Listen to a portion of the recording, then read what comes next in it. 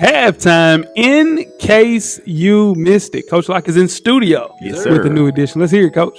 All right, like we talked about, we've seen NBA coaches fired as reported earlier in the show.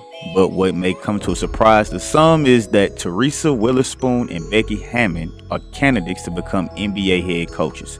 And Becky Hammon became the first woman to become a full-time NBA assistant coach, the first woman to be named the head coach of an NBA Summer League team, and the first woman to win an NBA Summer League title as head coach. Now, Hammon was also the first woman on the All-Star coaching staff in 2020, and she became the first woman acting head coach in league history. Now, Weatherspoon, who joined the Pelicans as a player development coach in 2019 before being promoted to an assistant coach under Stan Van Gundy. So my question for you guys is, do you think we will see a head coach in the NBA this upcoming season that will be a female? It's seven job opportunities right now, and I think maybe 2 or 3 more will come available for the start of the season.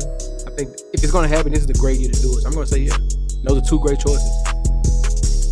Yeah, I think so too. We will see a head coach.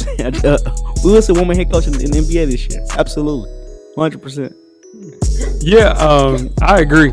I think we'll have 2. I think Teaspoon will get hired, Teresa Weatherspoon, and for sure Becky Hammon. People are talking Dawn Stayley as well.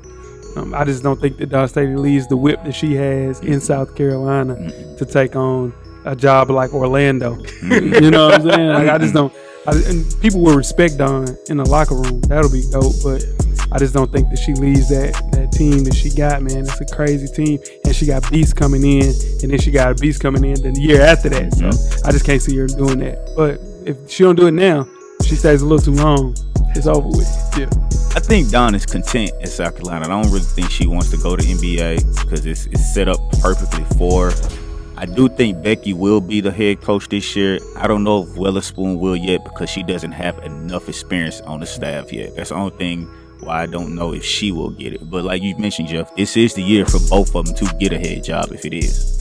And I think to kind of double back to the Dawn Stayley thing, as great a recruiter as she is, just think of how that resume will, think of how it will look when she goes back to college in 3 to 4 years because the NBA thing flamed out and she's done what she needed to do. And she said, well, I also coached in the NBA. And I have this on my resume, and I can do this as well. I think if it's going to happen, like you said, Jay, you can woo her with that right there and get her to the NBA. I just don't think that she's won enough championships in college to even feel confident about moving on. She hadn't really dominated the actual level that she's at now. She's dominated in recruiting, but as far as winning, I don't think she's dominated the way that she wants to. She only won, what, 1? 1. Yeah, so I don't think that's enough. But can you turn down being the first at something?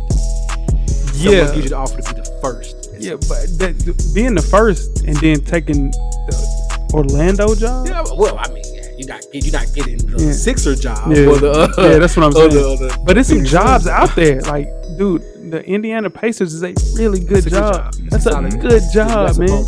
Houston is not a good job. You don't want. That's not a good job. You don't want to take that job. So not a draft pick. Let's just get started a second. Yeah, let's do it.